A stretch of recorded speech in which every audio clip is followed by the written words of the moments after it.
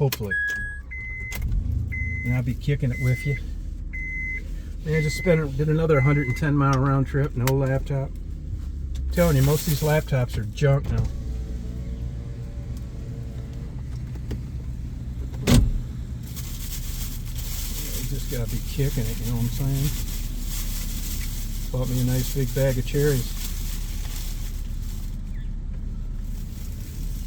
You know, you gotta watch these cherries on these Walmarts. Some of them have crappy coolers.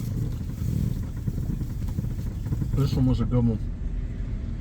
Reach in there, feel them. I hate coming to this Walmart. Thought I'd check at a Walmart for the hell of it. Of course, they didn't have what I wanted.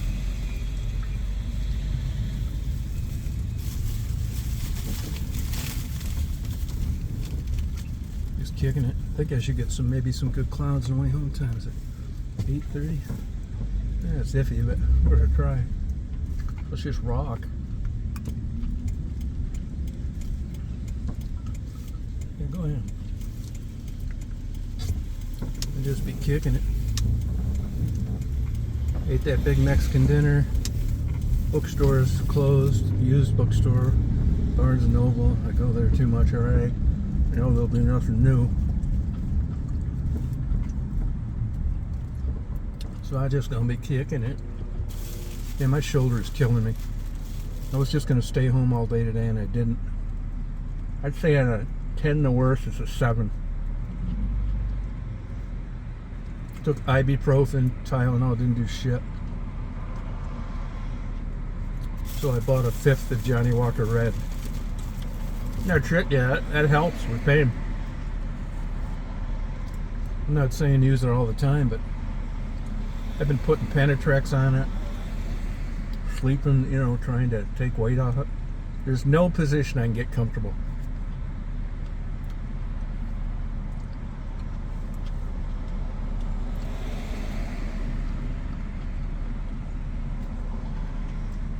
Okay, this road right here, 520, it's a nightmare.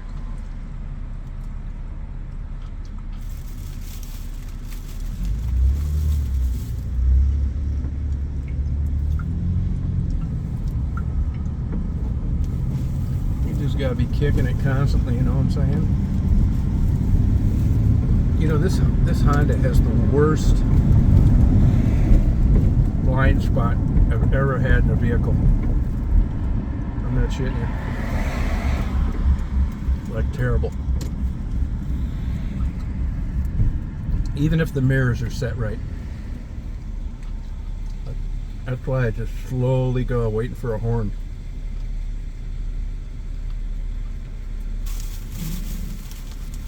Just be kicking it, you know what I'm saying?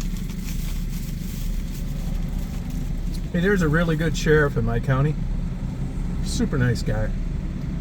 Got caught driving a boat drunk.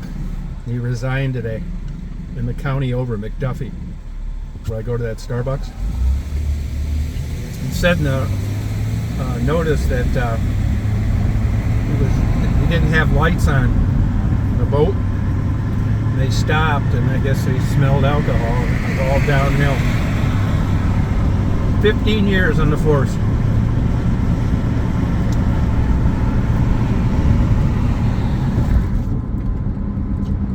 Let me tell you about this, about drunk driving with regard to employment. If you ever get one, I hope you don't, right away tell them, try and get it in the police report if you can. Say that you got an illness, a sickness, you're glad you're caught, you're going to get help. And then tell your employer that you're an alcoholic, and then start getting treatment. They can't fire you because it's considered a disease and you need help. There was an incident, Delta Airlines, about 30 years ago or so. Moss and Dodd were their names, I think. They got drunk, you know, checked them. That's when they first started busting pilots for smelling alcohol. And I forget which one was a Native American, but he said he was an alcoholic with an illness. The other guy said he fucked up. They were out partying, and they won't do it again. He never made it back into aviation. The Indian retired with 30 years service and left working in the training department.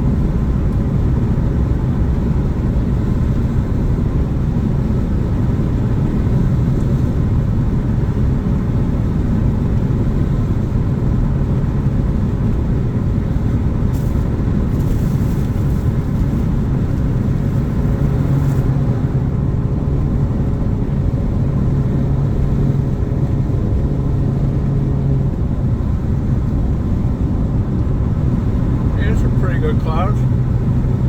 Let's rock it.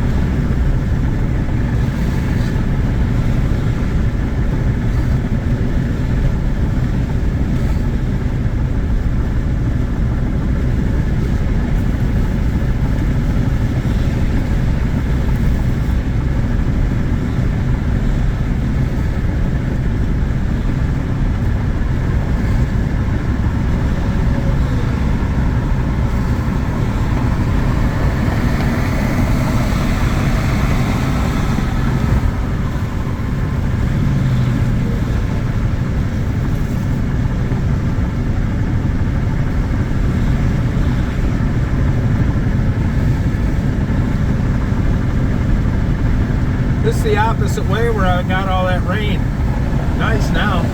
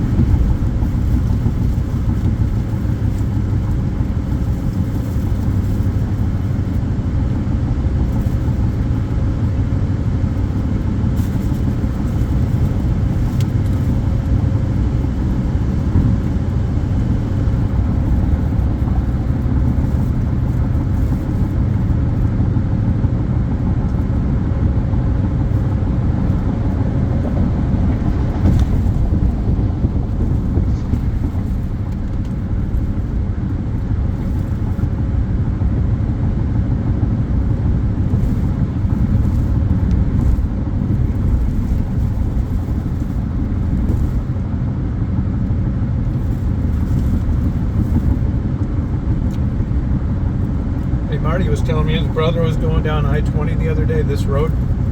The guy doing 100 miles an hour was coming towards him in the passing lane, and this Georgia State Police were right behind him, chasing him the wrong way on the expressway.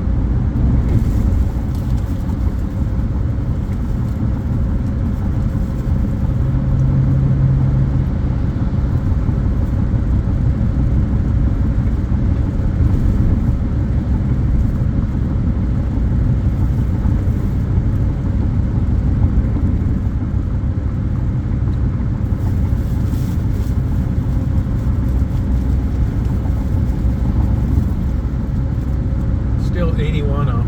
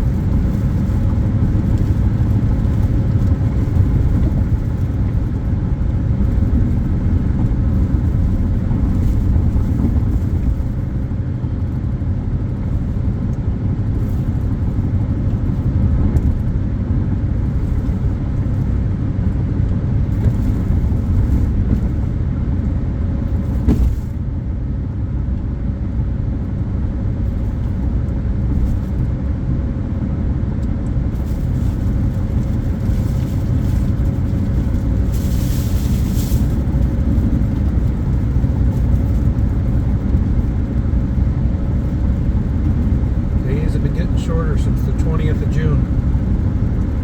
I like it.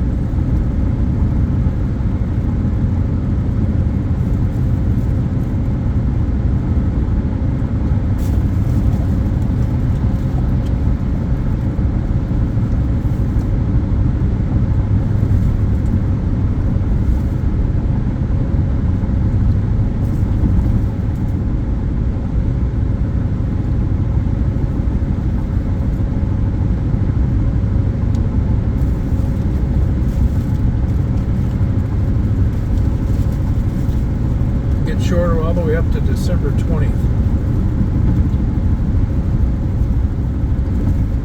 Was it December 20th? That's not right, is it?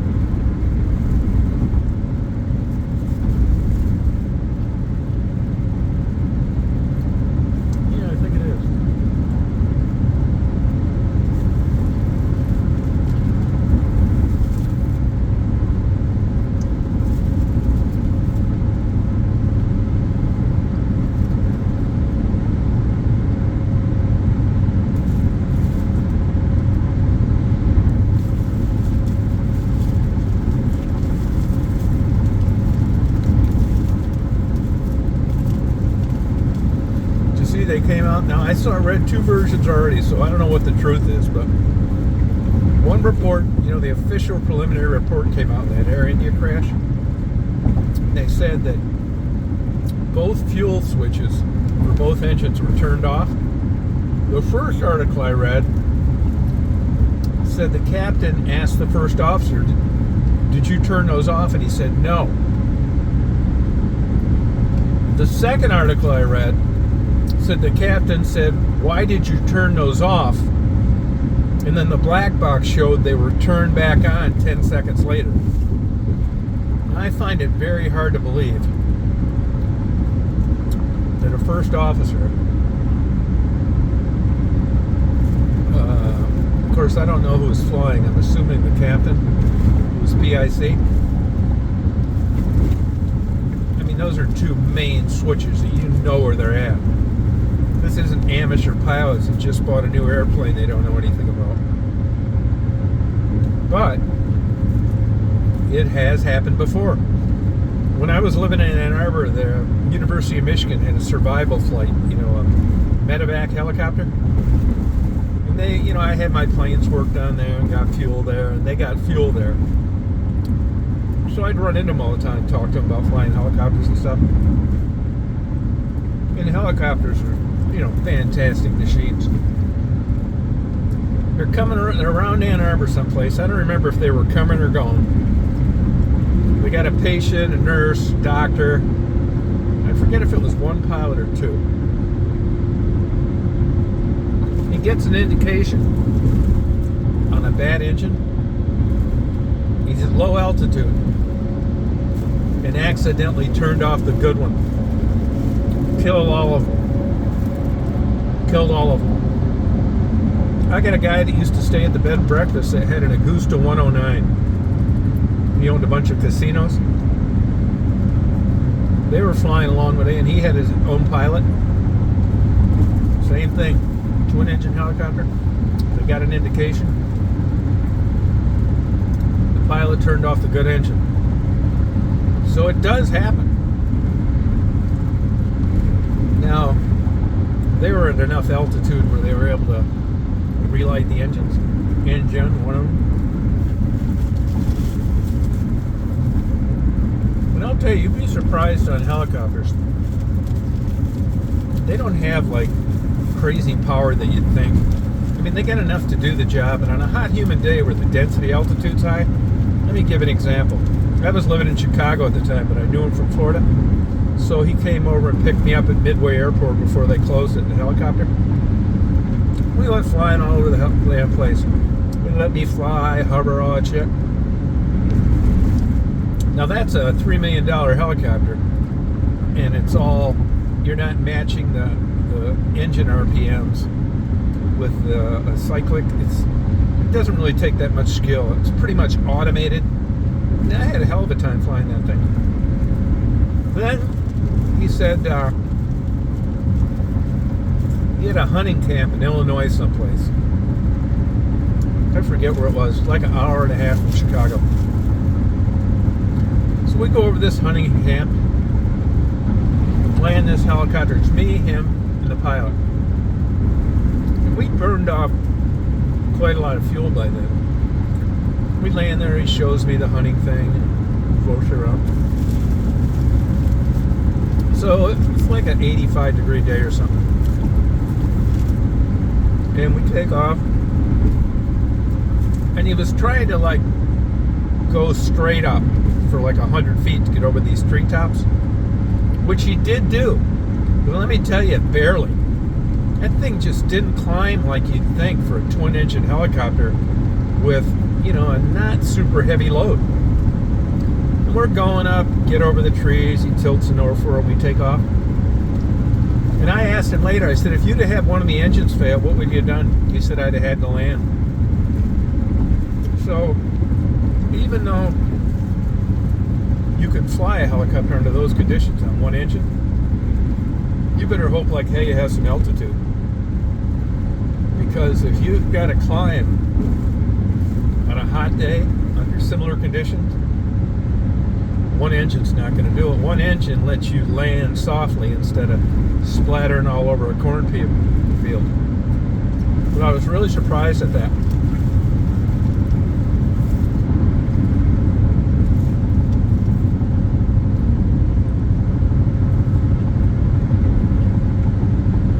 See, there's different certifications for different airplanes, like Part 121 and 135. If you're an airliner and you're flying paying passengers, they have to demonstrate they can basically fly under all configurations. And that includes taking off, which is the most critical if you lose an engine.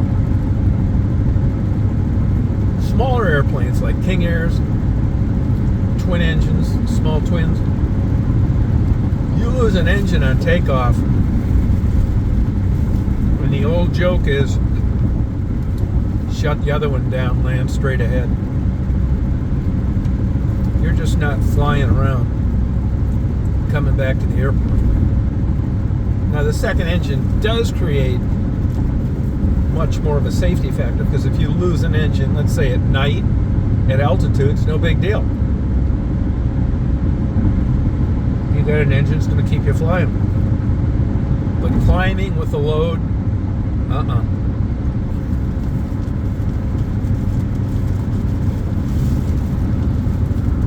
I feel bad for that sheriff losing his job. Nice guy. He's got about 6 kids.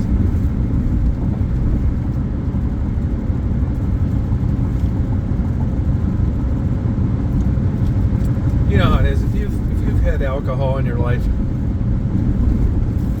you don't need to be driving down the wrong side of the expressway listening to your favorite rock tunes to get a drunk driving ticket. And I would say most of the people I know 2 people that got drunk driving tickets because of sober people running into them. And when the cop was writing down their information, he said smelled alcohol in her breath, field sobriety, and they flunked it. I was talking to that Georgia state trooper a couple weeks ago. He was a sheriff before he was a state trooper. He told me he's written like hundreds of drunk driving. And he said 99% of the time, he can tell by your eye movement whether you're legally drunk or not. Now, he doesn't just depend on that, but when he pulls somebody over and he suspects them of drinking, it all starts with watching their eyes, which I never knew.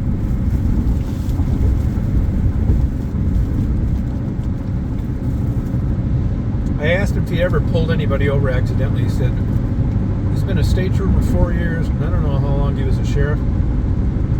He said 2 times. But he thought he might have done that, and it basically just, both times people said, "What the hell are you doing?" And he just let him go right then and there. And I didn't know this either, but that Greensboro, the sheriff, that county to the west of me, you see them sitting up on the ramp, and where they have to get on the ramp from where they catch up to the car if it's speeding, there's no way they don't lose sight of them. And he told me that's a rule in Georgia. Now, if you're on a curve and you're closing in on them, something like that. But if you're watching somebody from an overpass, which they do, and then going down a quarter of a mile where you can't see the expressway and catching up to them, he said you'd beat that all day long if you brought it up as a defense. He said he never writes tickets by sitting up on top of an overpass for that very reason.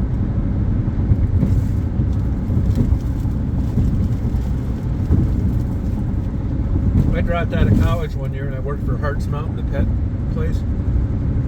And I was delivering pet supplies. And I was going to Tecumseh, Michigan. And here's a Tecumseh cop sitting on the side of the road.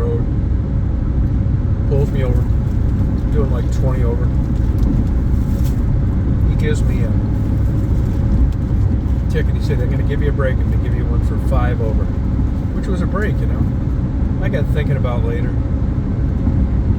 But I mean, I can't have it on my driver's record. Because at the time I was planning on being a cop. So, back then they hadn't made speeding tickets civil yet. They were criminal misdemeanors, which meant the burden of proof was on them to prove you were speeding. Well, that's different than a civil infraction where you're basically screwed. So I asked for a jury trial, which is a nightmare. And the cop called me up. He said, hey, man, look, I was being a good guy to you. You were doing 21 over, and you did. I gave it to you for 5, and you're getting a jury trial? Come on, man. Well, I said, oh, okay. So I just paid the ticket. Another time I was out in Colorado, I took a buddy of mine's older dad. We were driving around out west doing photography. I got a ticket for like 105 out in the middle of nowhere. Well, besides me and the cop. So I saw him come out from like this little side thing. I tried to slow down, but the lights came on right away. I pulled over. I got a ticket for like 30 over some shit. So, you know, I like doing that shit, research, Doppler theory of radar, and ghost readings and all that shit. So I, really did my homework. I went out there and I challenged the case. We had a trial, bench trial, just a judge. So they start out asking him, lady judge, really a nice lady.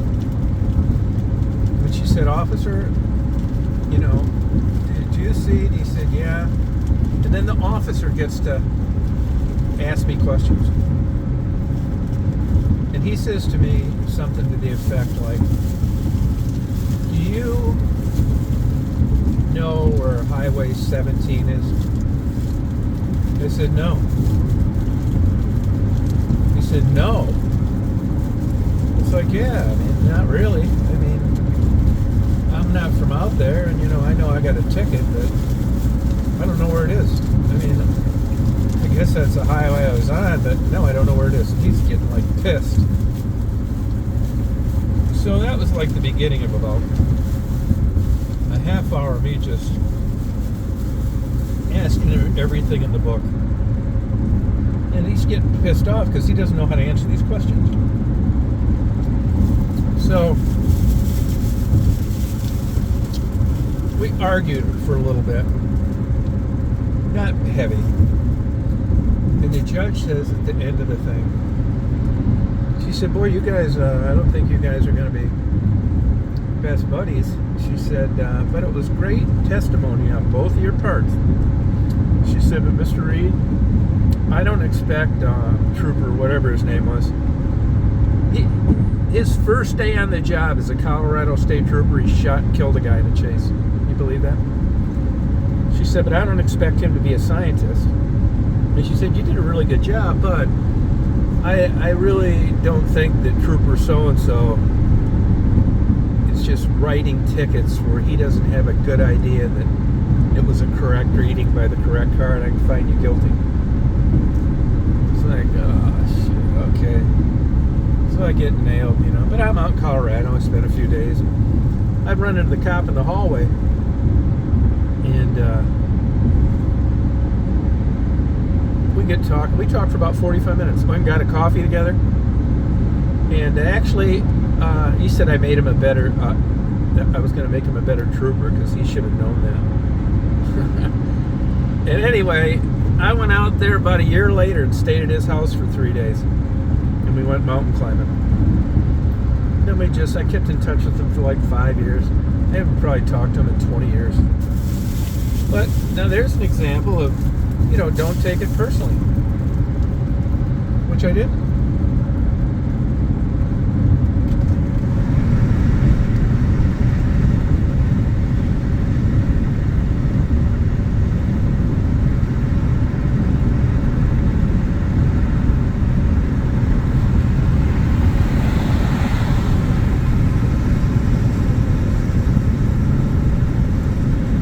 Clouds clear up a little more by the time I should see the moon in 2 hours. Come up about moonrise is 10, but because of the tall trees where I live, I don't see it till about 11. So that's good. I was surprised I saw as much of it as I did last night, considering how things started out.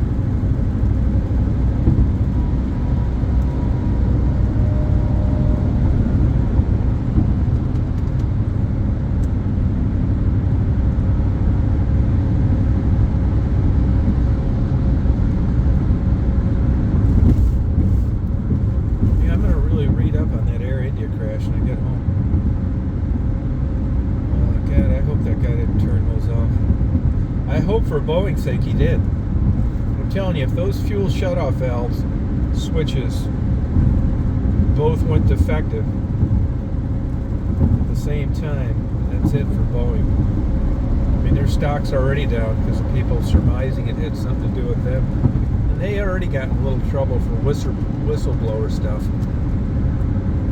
So this would not be good for them. So, I mean, it's a tragedy, I know, but I'd sure feel better about the whole thing if it was a pilot messing up. It'd be better for Boeing.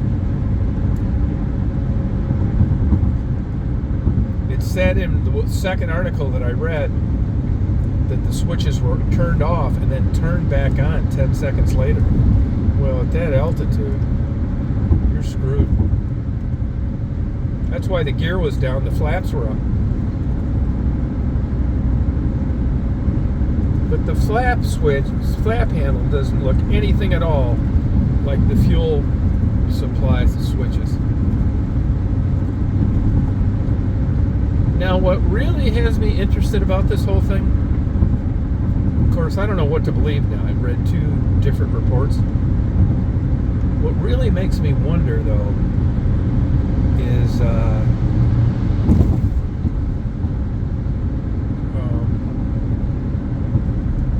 just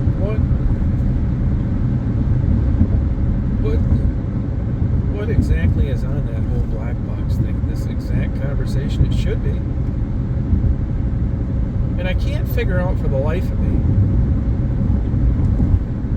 We'll know after today or tomorrow why all the other Dreamliners haven't been grounded. Which kind of makes me think that maybe early on, one worldwide international investigator or another called and said, hey, you guys don't worry about grounding all the Dreamliners, which is, catastrophic for certain airlines. Because, we're pretty sure this co-pilot turned off the fuel supply switches. So, you don't need to worry about any internal problem. Which I kind of think may be true, which is why they're not grounded. I'll tell you one thing, though, I'd probably think twice about getting on them. Even though it's the same thing like that Texas flooding, man. No thanks. Same reason I won't fly in a Robin R-44 helicopter that doesn't have a turbine. No way. Yeah, I know it's a long shot, but you mark my words, if they ever lose an engine down there in Orlando where they fly, down there off International Drive, it's going to be a super catastrophe. None of those were turbines the last time I was there. I mean, if everything's working, it's legal too. If everything's working, those helicopters are flying around, yeah, fine.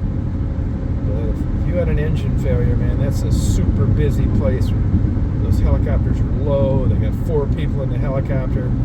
They've got people all over on the ground, walking around, tons of restaurants. I mean, if I was a helicopter pilot building time and that was the only job I could get, I'd probably wait until another one came up. You know, I'll tell you another thing too. When I was young, I'd get in an airplane with anybody. But over the years of like knowing people that crashed, guys way smarter than me that got killed, and reading about them, man, I'll tell you, I don't even think I would want to fly now, to tell you the truth.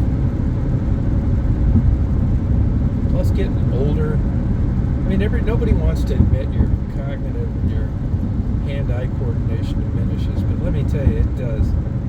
There's a reason why you're forced to retire in the airline industry, and it isn't because they wouldn't want to keep you. I mean, you got all these experienced guys, they know what they're doing, they've been with the company 30 or 40 years. Why wouldn't you want to keep them if they could keep passing a physical? Because you can still pass a physical and still be declining in your overall motor skills. Nobody wants to. I mean, I notice it with myself. I mean, I hate to say that, but I mean, I'm straight up about stuff, man. There's no sense bullshit people about things, including yourself. I'll tell you one thing I noticed is like where I'm not as good parking. Yeah, I don't know what my parking's not as good as it used to be. That's crazy.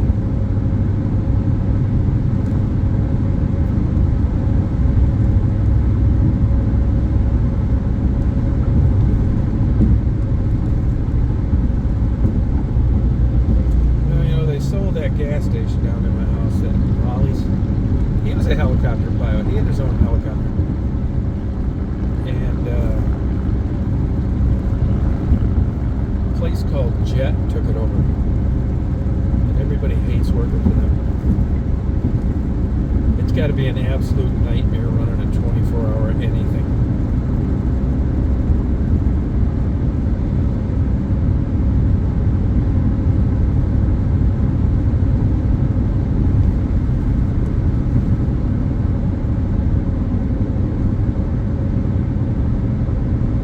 Why this trucker's putting on his brakes? Hope that motorcycle just didn't crash. Oh, accident up here.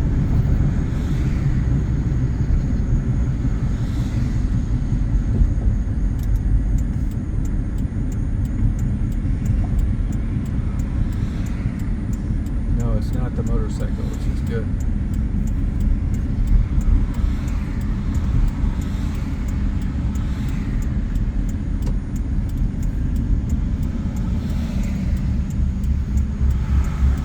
I'll tell you this too, you know that trailer I did a little upload on? Well, they were near my house, you know, where I come out on that paved road.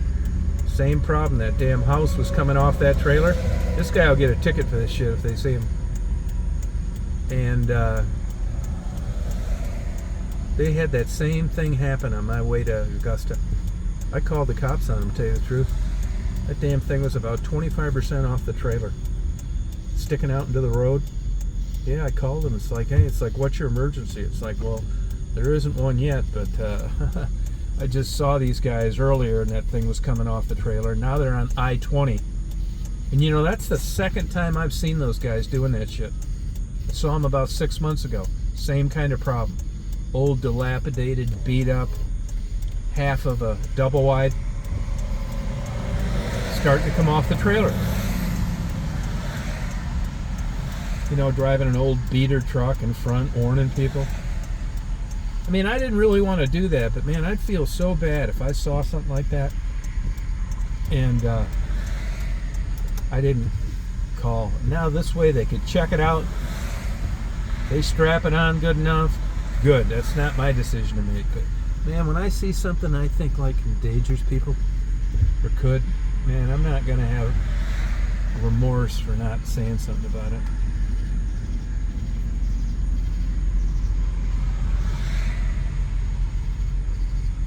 Now, wasn't really paying attention to where I'm at here, but I don't know how I'm far from my exit, so which means I don't know which police department this will be.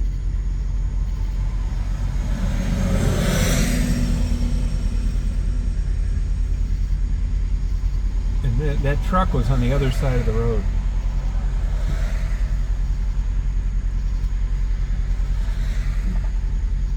So it's not them, I don't think. But I wouldn't be surprised they made them leave that there or move it off farther or something.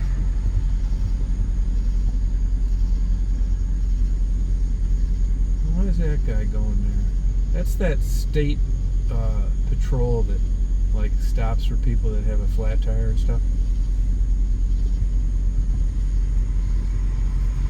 One of these states must have got sued somewhere along the way in its new case law. Because I notice almost every state I go in, they have those now. Where before, remember when I was younger, if you broke down the side of the road, you were screwed, man. You better have AAA or a friend come get you.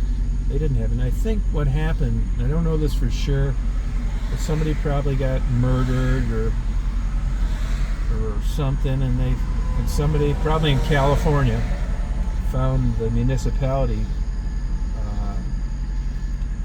liable for not providing suitable rescue. So, there's two of those trucks. And it's not construction, or there'd have been signs out earlier.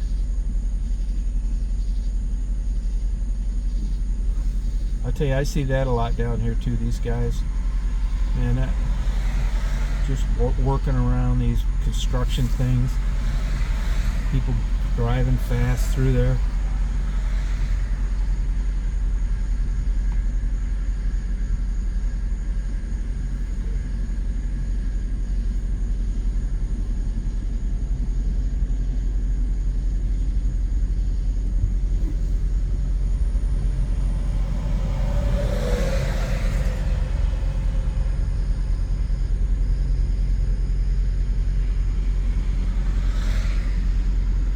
You would think if you were a state trooper or something like that you would just, just think 35 years, like the state patrol of mainly traffic. Ohio's the same way. Sooner or later, man, parked on the side of the road, all these crazy drunks, dope smokers.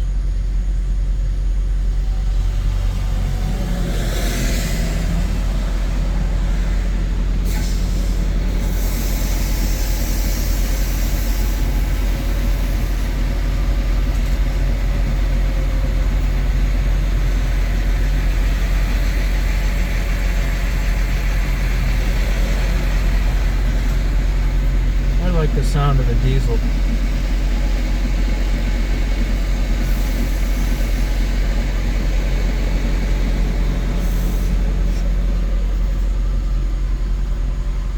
That guy's got a double sleeper.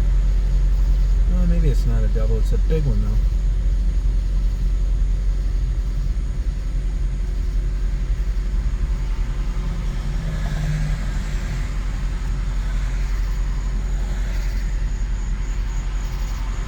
You see how this truck up here, it has a thing to the right that's, I don't know if you can see it again. One of those like iron bars on the front that look like you can knock like cattle out of the road. The reason for that usually is because these big trucking companies have $10,000 deductibles. And it's much easier to spend a couple grand and put one of those things on the front, so if you crack a deer, it's not costing you 10 grand deductible for a new hood. That's why they do it.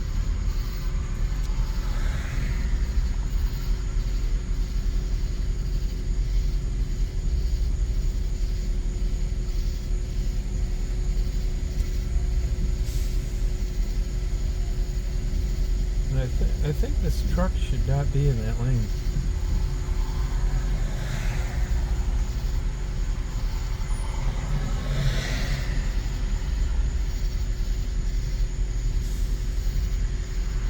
Backed up as far as you can see behind me.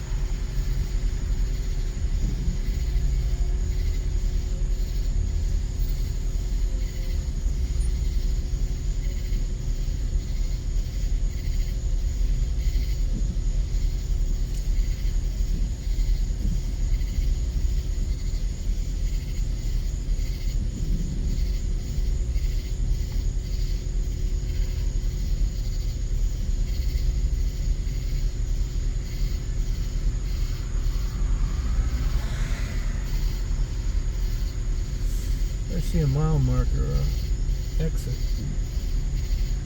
I fully expect to see that trailer on the side of the road.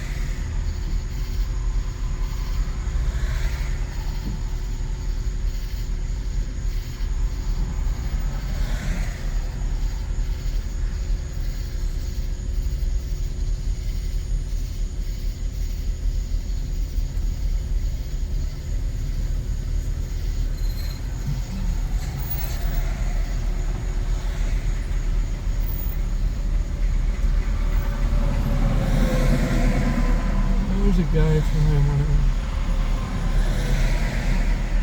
Expediter.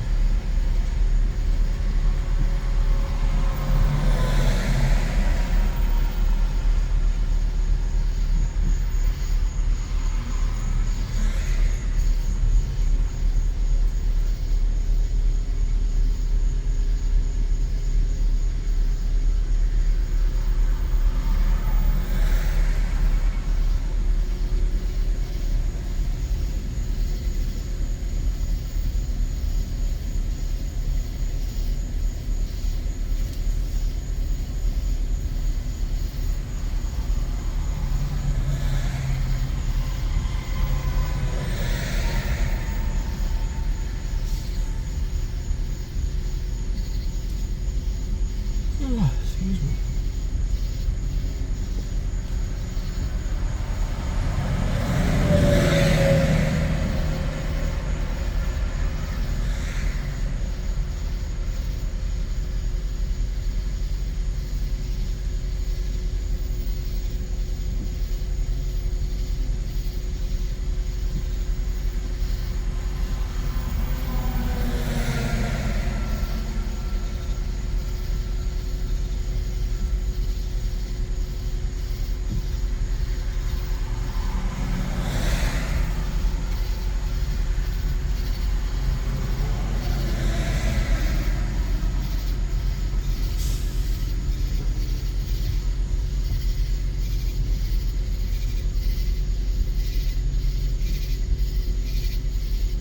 This is quite a ways up here.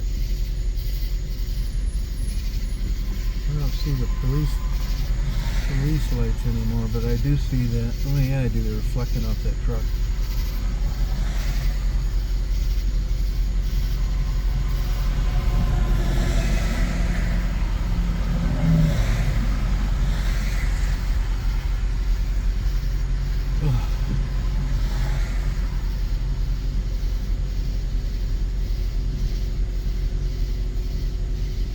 I think there's a big wreck, and these trucks are up here just getting people to slow down or something, because this traffic is backed up way up there.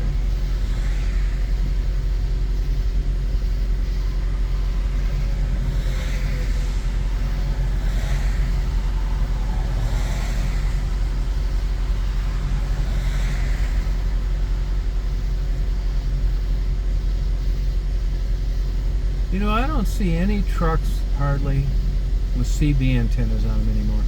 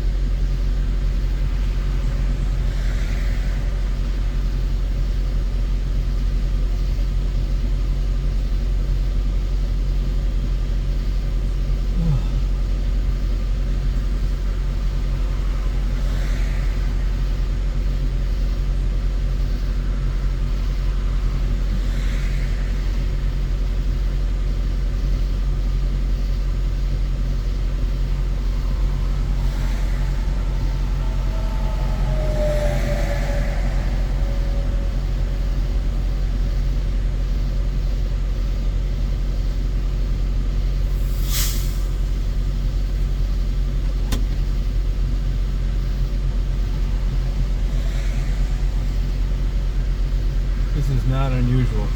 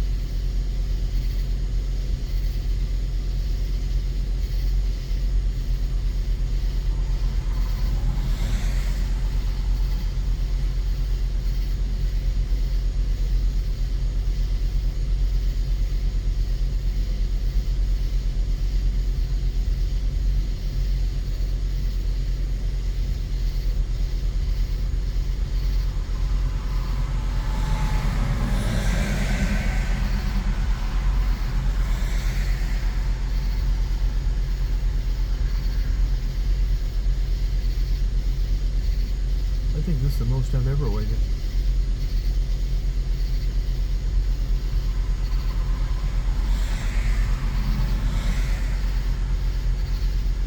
This kills a truck driver's time. It's like the fuel stop from hell. I mean, this could be the difference in, you know, and these guys have deadlines a lot of the time. So, you know, you could have to be making this time up some kind of way. And you might not have enough distance for that. Like the place only takes unloading till 11 o'clock or something like that. I guarantee you there's trucks in this line that are screwed for the night.